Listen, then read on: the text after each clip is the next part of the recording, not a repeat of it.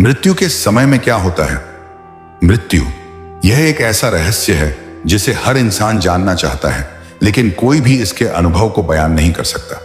क्या मृत्यु के बाद जीवन खत्म हो जाता है या आत्मा किसी और यात्रा पर निकल पड़ती है? धर्म, विज्ञान और आध्यात्मिकता तीनों की नजरों से जानेंगे कि मृत्यु के बाद आत्मा का क्या होता है।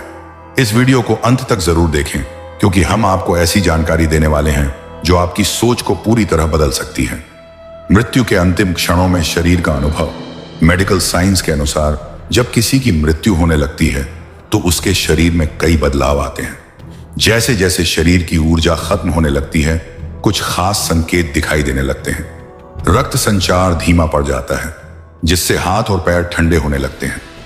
सांस अनियमित हो जाती है, कभी तेज कभी धीमी। हृदय की धड़कन कमजोर होने लगती है। आंखों की रोशनी धुंधली हो जाती है। सुनने की शक्ति बनी रहती है, लेकिन शरीर प्रतिक्रिया देना बंद कर देता है। और फिर एक पल आता है जब हृदय पूरी तरह रुक जाता है, सांस बंद हो जाती है और दिमाग कोई संकेत देना बंद कर देता है। चिकित्सा विज्ञान इसे क्लिनिकल डेथ है। लेकिन क्या यही सब खत्म हो जाता है? क्या आत्मा शरीर से अलग होती है? अध्यात्म और धर्मशास्त्र कहते हैं कि जब शरीर निष्क्रिय हो जाता है तो आत्मा उसे त्याग देती है। लेकिन विज्ञान भी इस विषय पर शोध कर रहा है। कई नियर डेथ एक्सपीरियंस HT के मामलों में लोगों ने यह बताया कि उन्होंने खुद को अपने मृत शरीर के ऊपर मंडराते हुए देखा। NDE में क्या होता है? कुछ लोग कहते हैं कि वे एक सुरंग से गुजरते हुए प्रकाश की ओर बढ़ते हैं।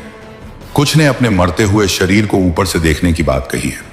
कुछ ने यह भी दावा किया कि उन्होंने अपने परिवार वालों को रोते हुए देखा, जबकि उनके शरीर ने कोई प्रतिक्रिया नहीं दी। कई मामलों में लोगों ने ऐसी चीजें देखी हैं जो वैज्ञानिक रूप से समझाना मुश्किल है।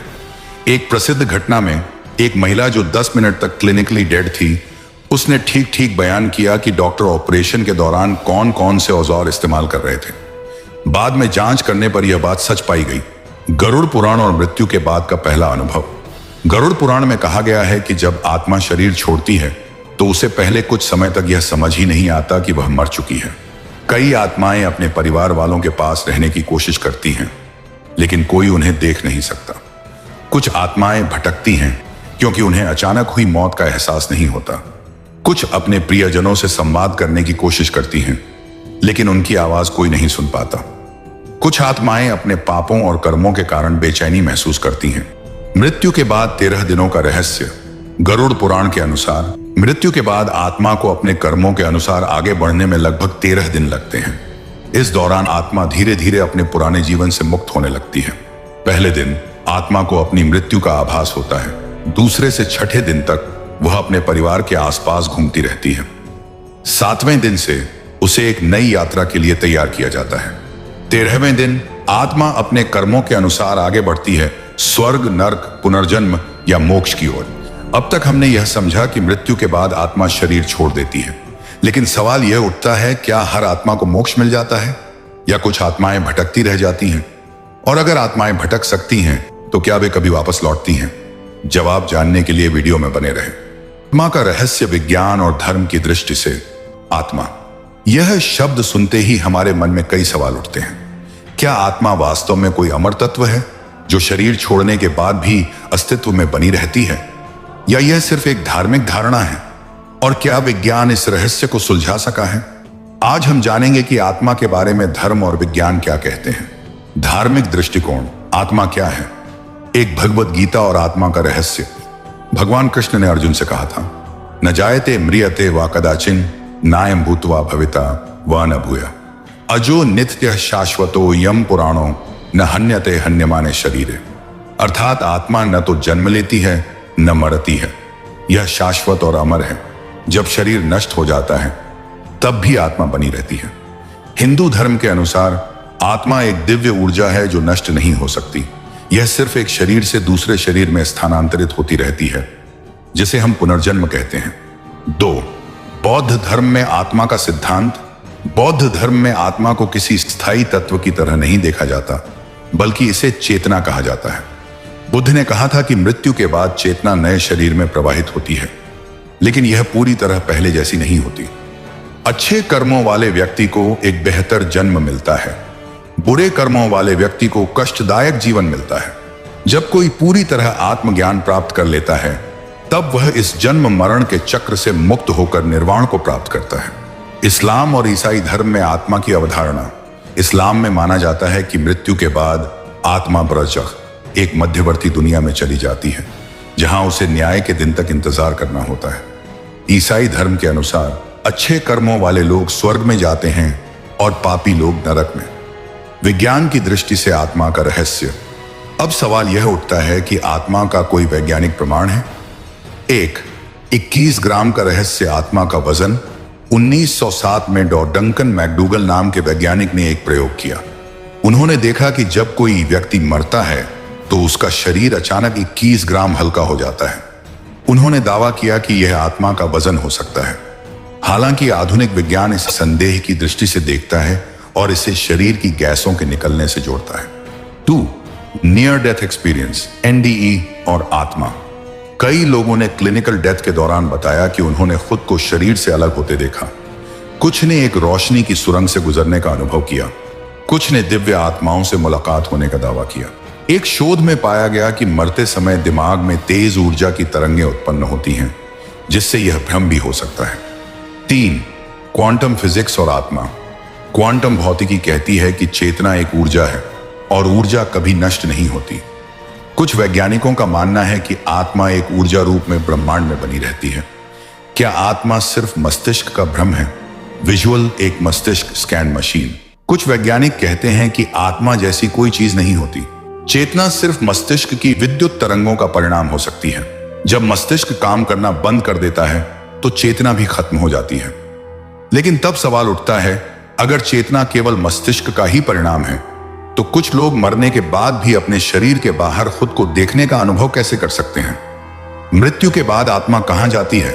स्वर्ग, नर्क या पुनर्जन्म? यह जानने के लिए वीडियो में बने। मृत्यु के बाद आत्मा की यात्रा, स्वर्ग, नर्क या पुनर्जन्म? मृत्यु के बाद आत्मा कहां जाती है? क्या यह स्वर्ग या नर्क में जाती है या फिर इसे पुनर्जन्म लेना पड़ता है?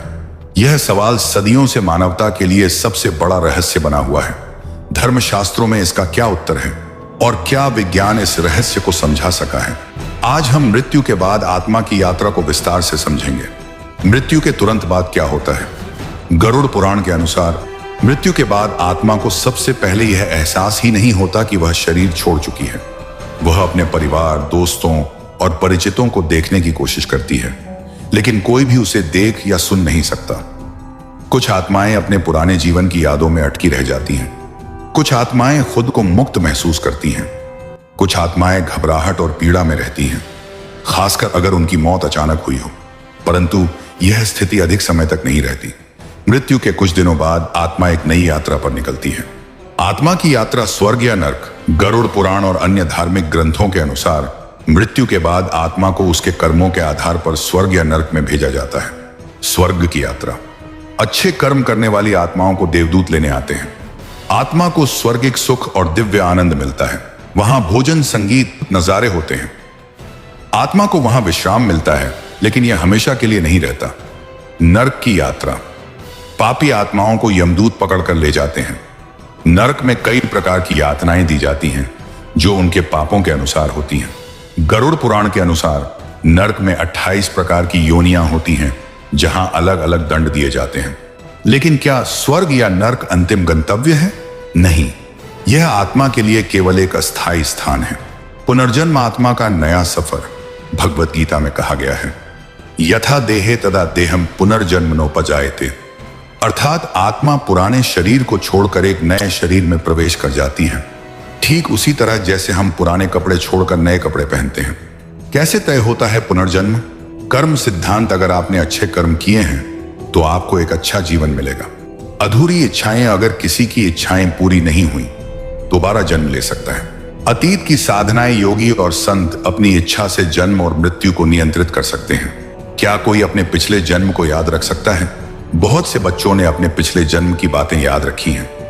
कई शोधकर्ताओं ने पाया है कि कुछ लोग अपने पिछले जन्म के बारे में हैरान कर देने वाले दावे करते हैं। इयान स्टीवेंसन जैसे वैज्ञानिकों ने हजारों मामलों का अध्ययन किया जहां लोगों ने अपने पुनर्जन्म की सटीक जानकारी दी। आत्मा का अंतिम लक्ष्य मोक्ष। हिंदू धर्म में पुनर्जन्म का चक्र तब तक चलता रहता है जब तक आत्मा को मोक्ष नहीं मिल जाता। मोक्ष क्या है? यह आत्मा की पूर्ण मुक्ति है। इसे पाने के बाद आत्मा दोबारा जन्म नहीं लेती। आत्मा ब्रह्मांडीय चेतना में विलीन हो जाती है। भगवान कृष्ण ने गीता में कहा है, जो मेरे शरण में आता है वह जन्म मरण के चक्र से मुक्त हो जाता है। अब तक हमने जाना कि मृत्यु के बाद आत्मा स्वर्ग, नर्क या पुनर्जन्म के रास्ते पर जाती है, लेकिन अब हम जानेंगे क्या आत्माएं भटक सकती हैं? भूत प्रेत का रहस्य। क्या हम आत्माओं से संपर्क कर सकते हैं? रहस्य, जोखिम और सुरक्षा के उपाय। क्या आत्माओं से संपर्क किया जा सकता है? क्या यह संभव है कि हम मृत आत्माओं से बात कर सकें? क्या आत्माएं हमारे संदेशों को सुन सकती हैं और हमें जवाब दे सकती हैं? और सबसे जरूरी सवाल, क्या यह करना सुरक्षित है? आज हम आत्माओं से संपर्क करने के प्राचीन तरीकों, उनके पीछे के रहस्यों और इससे जुड़ी संभावित खतरनाक चीजों को विस्तार से जानेंगे। साथ ही अंत में कुछ महत्वपूर्ण सुझाव भी देंगे जो आपके जीवन को सकारात्मक दिशा में ले जा सकते हैं। क्या आत्माएं हमसे संपर्क कर सकती हैं?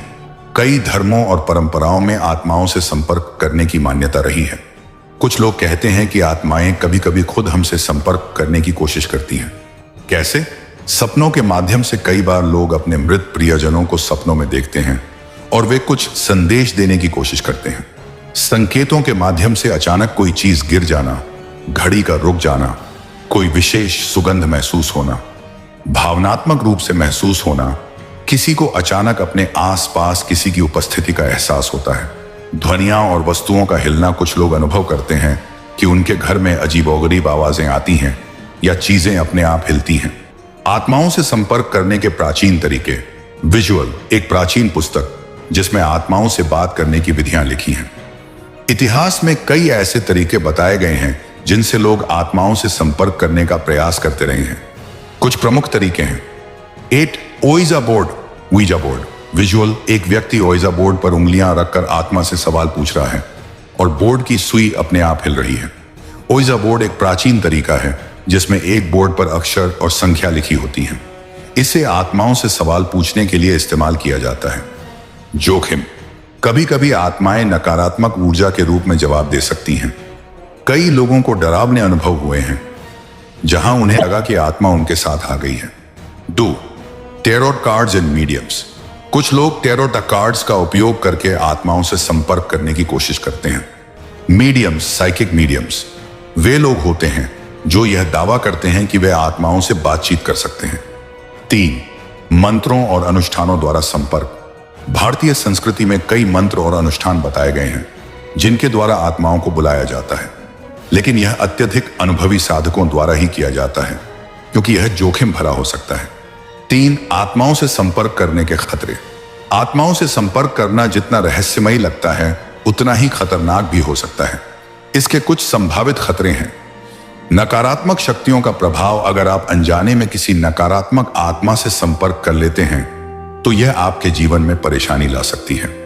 मानसिक और शारीरिक प्रभाव। कुछ लोग आत्माओं से संपर्क करने के बाद बेचैनी, डरावने सपने और मानसिक अस्थिरता महसूस करते हैं। अटैचमेंट का खतरा। कुछ आत्माएं लोगों से जुड़ सकती हैं और उन्हें परेशान कर सकती हैं।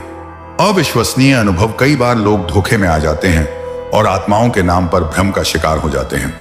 अगर आत्माएं हमसे संपर्क करना चाहें तो क्या करें? अगर आपको कभी लगे कि कोई आत्मा आपसे संपर्क करना चाहती है तो निम्नलिखित चीजें करें। 8 शांति से प्रार्थना करें। कोई भी आत्मा अगर आपके पास है तो प्रार्थना करें कि वह शांति प्राप्त करे और आगे बढ़े। 2 सकारात्मक ऊर्जा बनाए रखें। नकारात्मक विचारों से बचें और हमेशा सकारात्मक माहौल बनाए रखें। 3 अनजान अनुष्ठानों से बचें। बिना ज्ञान के आत्माओं को बुलाने वाले किसी भी प्रयोग से बचें। 4 घर में पवित्रता बनाए रखें। पूजा पाठ करें, मंत्रों का जाप करें और घर को स्वच्छ और सकारात्मक ऊर्जा से भरपूर रखें। 5 जीवन में आगे बढ़ने के लिए महत्वपूर्ण सुझाव। अब तक हमने आत्माओं, मृत्यु के बाद की यात्रा, पुनर्जन्म, भटकती आत्माओं और आत्माओं से संपर्क के तरीकों को समझा। लेकिन असली सवाल यह है, हम इसे अपने जीवन में कैसे लागू करें? अपने कर्मों को सुधारें। आपका भविष्य आपके वर्तमान कर्मों पर निर्भर करता है। अच्छे कर्म करें, किसी का दिल न दुखाएं और सच्चाई के मार्ग पर चलें। नकारात्मक ऊर्जा से दूर रहें, डर, चिंता, क्रोध और द्वेष से बचें। हमेशा सकारात्मक सोचें और अपने मन को शुद्ध रखें। 4. अपने परिवार और प्रियजनों के साथ अच्छा व्यवहार करें। जीवन अनिश्चित है, इसलिए जब तक आप अपने प्रियजनों के साथ हैं तब तक उनका सम्मान करें और उनके साथ अच्छे से पेश आएं।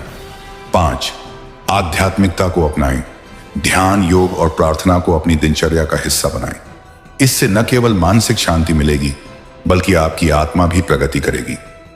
आत्मा अजर अमर है, यह कभी नष्ट नहीं होती। यह सिर्फ एक शरीर से दूसरे शरीर में यात्रा करती है। लेकिन हमें यह समझना चाहिए कि जीवन एक उपहार है और हमें इसे सकारात्मकता और प्रेम से भरपूर जीना चाहिए। अगर आपको यह वीडियो पसंद आया हो तो लाइक करें, शेयर करें और चैनल को सब्सक्राइब करें। और हाँ, क्या आप अगले वीडियो में जानना चाहेंगे कि क्या कोई आत्मा हमें भविष्य के बारे में बता सकती है? क्या आत्माएं हमें संकेत भेज सकती हैं? अगर आप इस विषय पर और जानना चाहते हैं तो अगले वीडियो में मिलते हैं।